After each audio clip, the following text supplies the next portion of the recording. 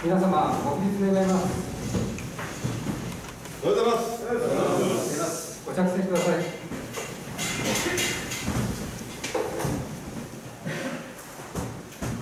これから本日の会議を開きます。日程第一、質疑並びに一般質問を行います。発言通告がありますので、順次これを許可します。14番、芥川幸子さん。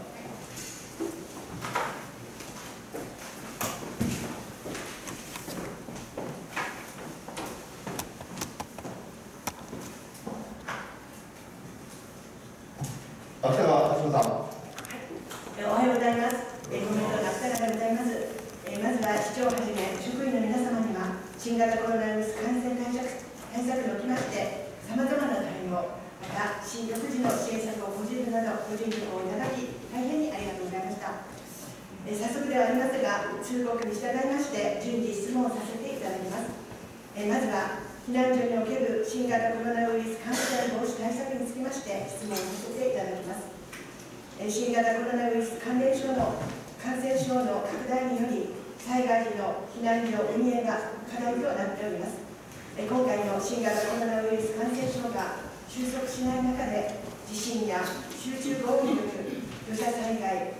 浸水被害などの大規模災害が発生し、住民が避難を余儀なくされる場合に備え、避難所での運営を円滑に行うための避難所運営マニュアルの見直しが進んでおります。本市におきましては、災害発生時に避難所運営を迅速かつ円滑に実施できるように、うとしい避難所運営マニュアルを作成してありますが、今回の新型コロナウイルス感染症が収束しない中での避難所における感染症対策は決して十分ではないように思います。また、今回の新型コロナウイルス感染防止対策を盛り込んだ避難所運営マニュアルの作成は大変重要であると考えております。総務部長に本市の作成状況につきましてお伺いいたします。総務部長、杉本裕二君。はい。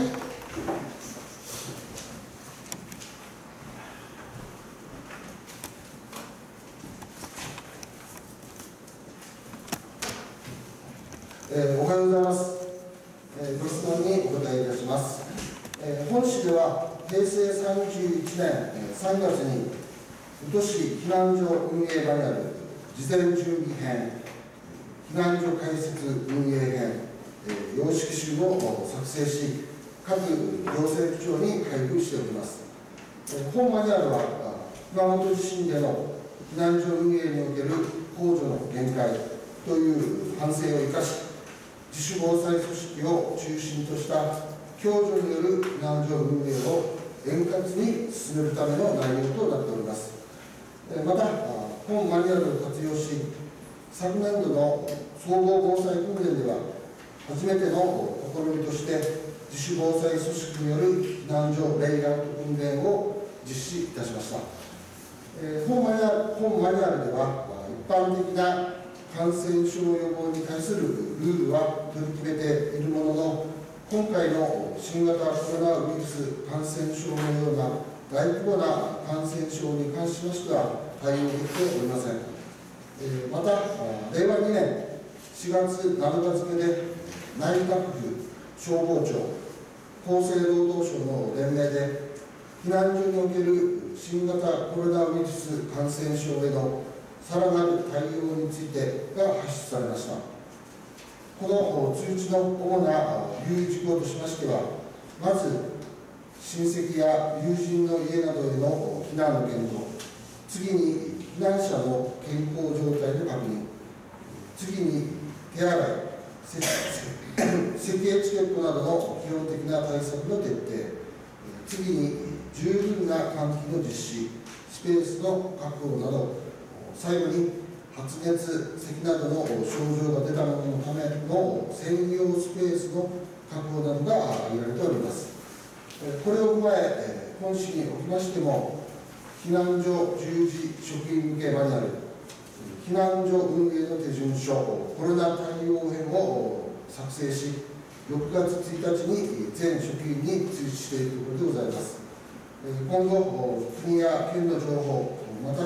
他自治体の精神事例等を参考に、新型コロナウイルス感染症対策を盛り込んだ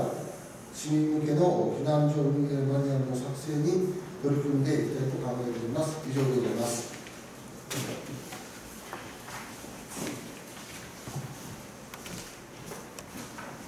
では、橋本さん。ご答弁ありがとうございました。次に新型コロナウイルス感染症対策を取り入れた避難所開設、運営訓練につきましてお尋ねをいたします。大規模災害等で多くの人が集まる避難所で新型コロナウイルスの感染拡大をどうするか、そうしたことを念頭に置いた避難所の開設、運営訓練が各地の自治体で行われております。また、避難所における新型コロナウイルス感染症対策の一環として、内閣府防災担当より新型コロナウイルス感染症対策に配慮した避難所開設、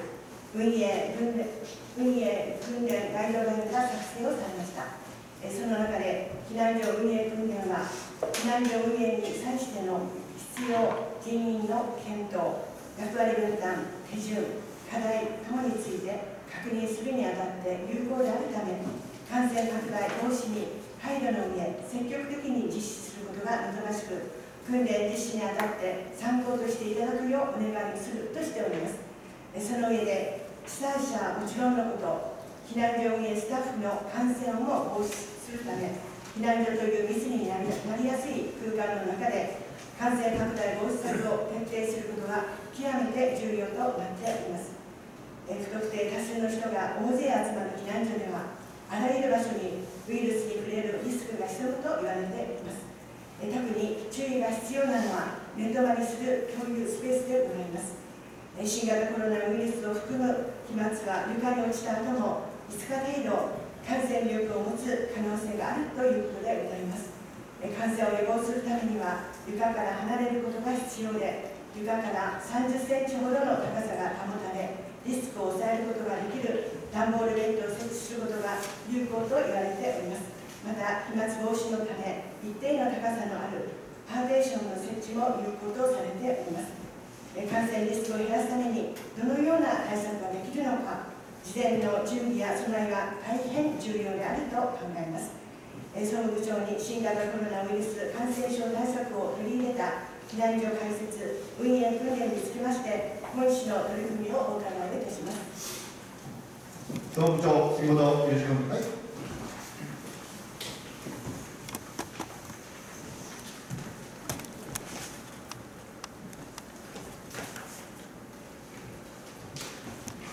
ご質問にお答えいたします。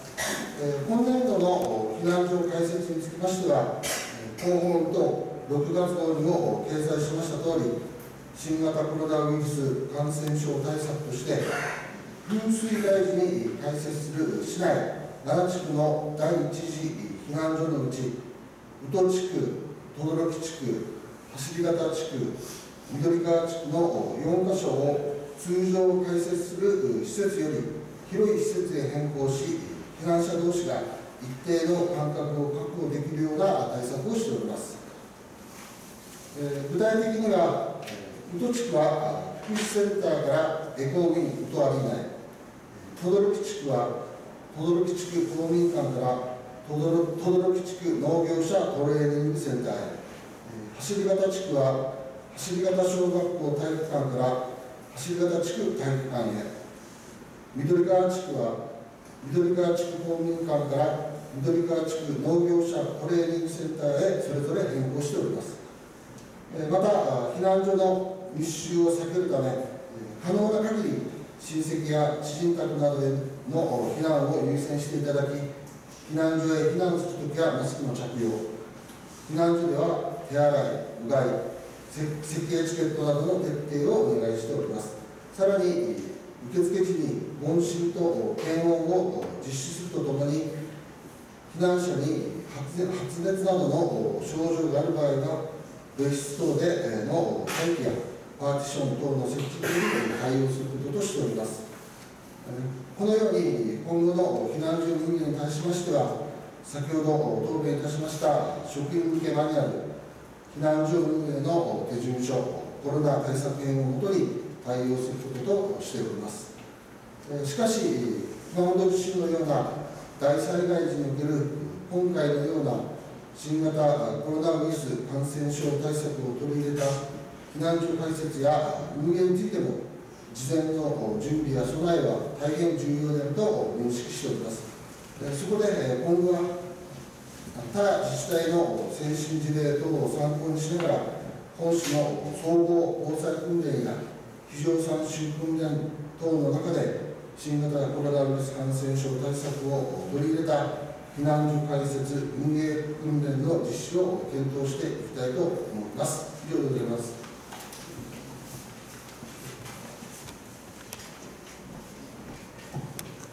では、田島さん。はい、ご答弁ありがとうございました。どうぞよろしくお願いいたします。次の質問に移らせていただきます。次はギガスクール構想の実現につきましてお伺いをいたします。新型コロナウイルスの感染拡大によって臨時休校を余儀なくされました。休校中の3ヶ月間、子どもたち、保護者の皆様、学校関係者はもちろん、社会全体としても教育に対して不安を抱いた期間だったと思います。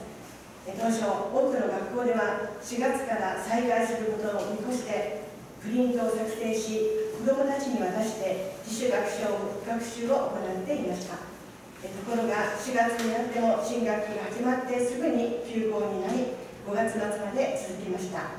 子どもたちは新しい学校、クラスにはなったけど、担任がどんな人かわからない。精神的な不安が大きかったと思います。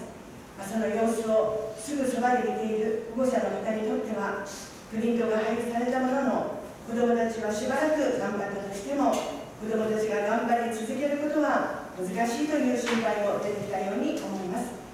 文科省が4月16日に休校などを実施している1213の自治体に対して行った調査によりますと、休校中の家庭学習の指導法としては、教科書や紙の教材を活用した方法が 100% で、デジタル教科書やデジタル教材が 29%、テレビ放送が 24%、教育委員会が独自に作成した授業動画が 10% です。また、4月の段階で自治体によってはオンライン学習を始めた学校がありましたが、そういうところはすでに子どもたちに1人1台のパソコンが整備をされていて、すぐに対応できたということでございます。オンラインで、しかも同時双方向で授業を実施した自治体は全国で 5% という大変に低い実施率だったそうです。本市でも臨時休校中は先生方も苦慮されたと思いますが、児童生徒たちへの学習機会の確保につきましては、どのような取り組みをされたのか、県内および本市の状況につきまして、教育部長にお伺いいたします。教育部長、宮田君。はい。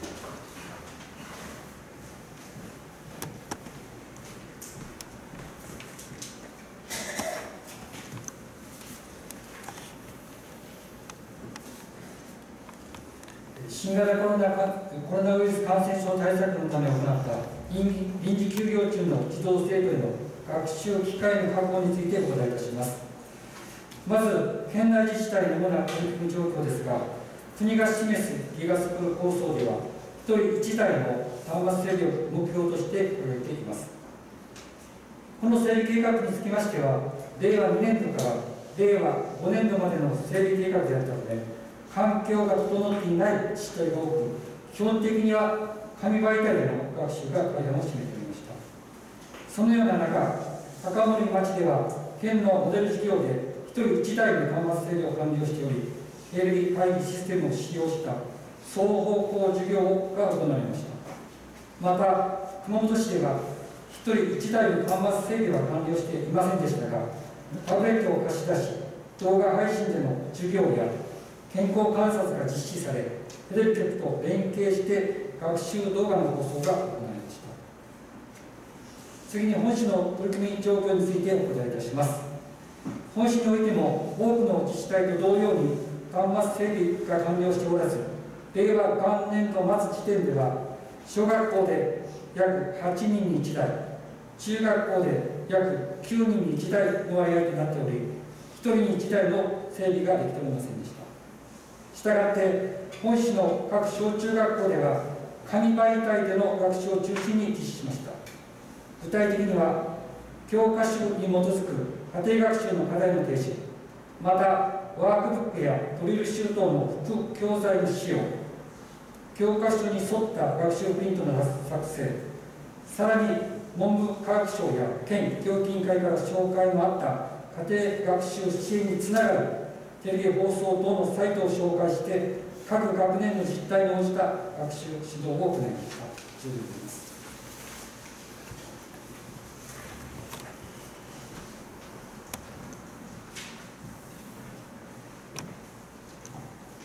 芥川敦子さん。ご答弁ありがとうございました。国は学校の ICT 化が進まない現状を踏まえ、昨年12月にギガスクール構想として学校 ICT 環境の抜本的な改善と ICT を効果的に活用した多様な子どもたちを誰一人残すことのない構成に個別最適化された学びや創造性を育む学びの実現を目指していくことを打ち出し、今年度から国が直接予算を投入して学校の ICT 化に乗り出す予定でございました。全国の小中学校1人に対してパソコンやタブレット端末を1台確保し、学校内に高速大容量の通信ネットワークを構築する計画でございます。文科省は当初令和5年度までに端末整備の実現を目指していたところですが、今年度内に大幅に前倒しして実現するとして予算を計上いたしました。学校への ICT 環境整備が教育の質向上につながると期待されております。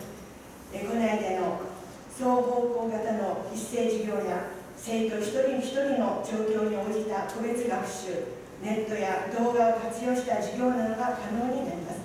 仮に災害や感染症の発生といった緊急時の臨時休校があっても、児童生徒が端末を持ち帰り、オンライン学習をできるようになります。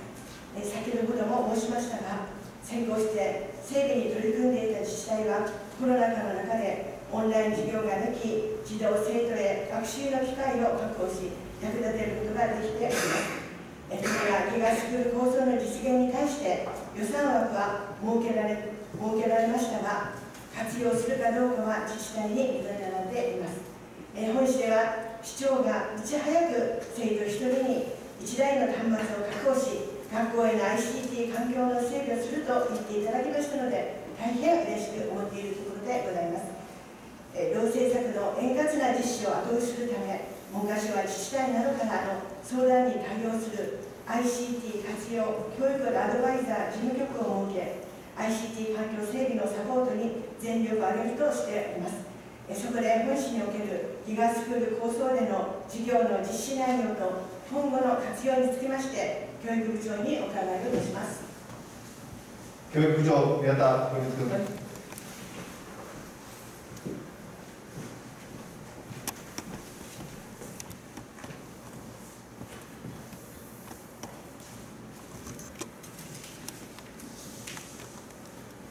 まず、ギガスクール構想での事業の内容、実施内容についてお答えいたします。昨年12月、文部科学省が決定した令和5年、元年度から令和5年度までの学校 ICT の数値目標であるギガスクール構想実現パッケージには、児童生徒1人に1台のパソコン整備が示されております。本市においても、この方針に基づき、計画的に整備を行うため、令和2年度当初予算では約3人に1台程度になるように予算計上を行っておりました。しかし、新型コロナウイルス感染症の影響により、令和5年度までに整備予定であった国の補助事業、公立学校情報機器整備費補助金が令和2年度中に前倒しとなりました。このため、国の補助金及び新型コロナウイルス感染症対応地方創生臨時交付金を活用し、早急に1人1台の端末整備を行う予定です。ただ、事業を進めにあたっての課題として、端末の整備だけでは運用が困難であり、オンラインを使用して学習を行うためのセキュリティの確保や、使用方法についての子どもたちへの指導等も必要となります。さらに、段階的な指導マニュアルの作成や、教職員への研修を行うため、ギガスクールサポーターの配置が必要です。また、教職員がテレビ会議システム等を使用してオンライン授業を行ったり、デジタル教材等を利用できるよう、教職員用端末の整備も合わせて行います。これらの経緯については、5月25日付で補正予算の専決処分を行っていただいております。今回、さまざまな事業者から助成金内で整備可能な学習ツールを含むパッケージが提案されており、内容を精細化するとともに、熊本県で実施する共同調達の実施内容を踏まえ、年内に発注を行う予定です。しかし、全国の自治体が年度内に発注を行うため、納品については相当時間がかかることが見込まれます。次に、今後の活用についてお答えいたします。インターネットを利用する学習では、家庭内にネットワーク環境が整っていることが必要になります。市内には光回線が未整備の地域もあり、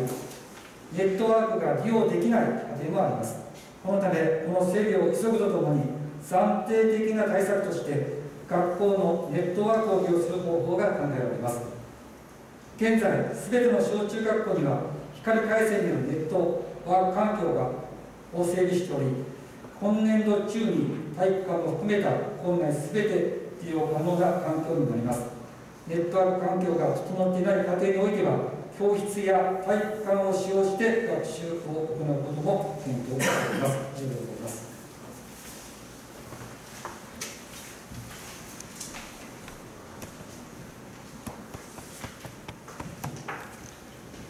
秋川さん。ご答弁ありがとうございました。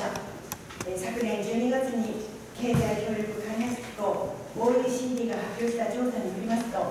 日本の子どもたちが学校の授業で ICT を使う時間は加盟国中で最下位でございました。一方で SNS やゲームをする時間はトップでございます。今の子どもたちはデジタルネイティブ時代ですから、遊びでしか使っておりません。なぜなら学校が情報化しておらず、学校で体系的な指導をしていないから、できる子はできるし、できない子はできないままになっております。その結果、SNS などにおいて情報モラル不足が問題になっているところです。今、国際社会では自分で ICT を使って情報を収集し、自分なりの考えを明確にし、それを誰かに伝えてディスカッションするような能力が重要だとして教育を進めております。できるだけ早くギガスクール構想が実現しますよう、どうぞよろしくお願いいたします。それでは最後の質問に移ります。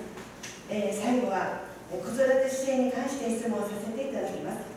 子育て世代包括支援センターにつきましては、平成27年9月より質問をしてまいりましたが、本年4月より宇土市子育て世代包括支援センターが開設をされました。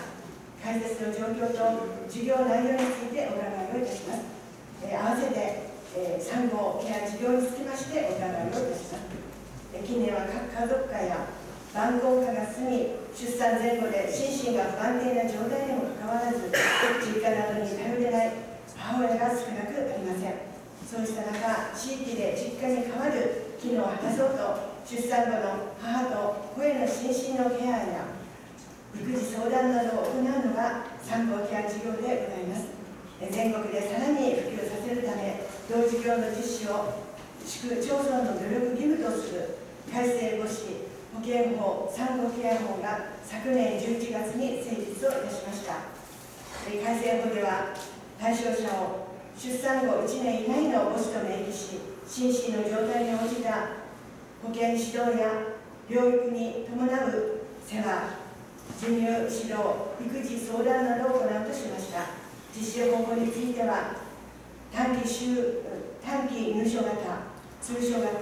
居宅訪問型の3類型を示し、病院や診療所、助産所の活用など、地域に応じた取り組みがなされております。そして、事業を効果的に実施するために、子育て世代包括支援センターなどの関係機関と連携することが改正法に盛り込まれました。そこでこの産後ケア事業についての実施状況につきましても、健康福祉部長にお伺いいたします。健康福祉部長、和田美穂さん。はい。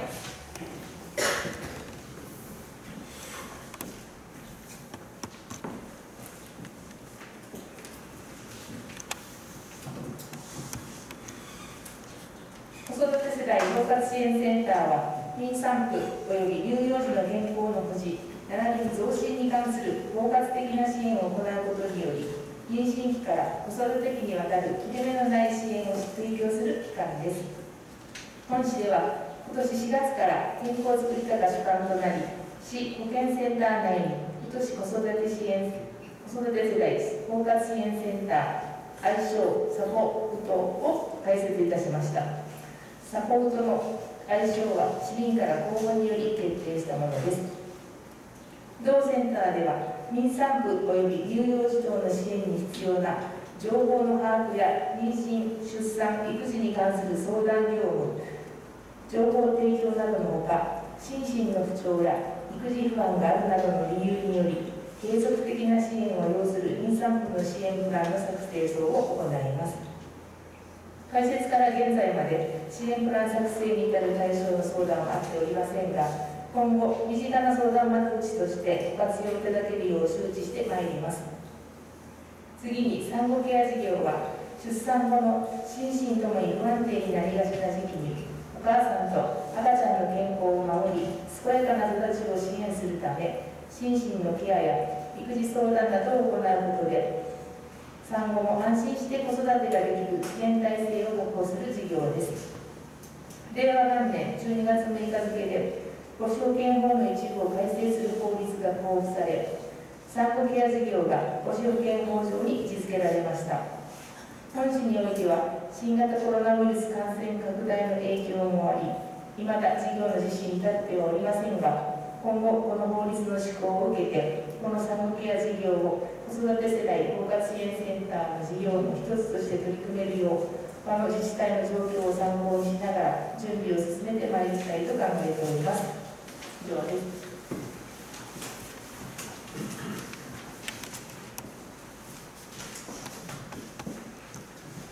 では、田島さん。ご答弁ありがとうございました。妊娠・出産期において母親が孤立することなく安心して子供を産み育てられる愛しになることを願いまして、今回の質問を終わらせていただきます。大変ありがとうございました。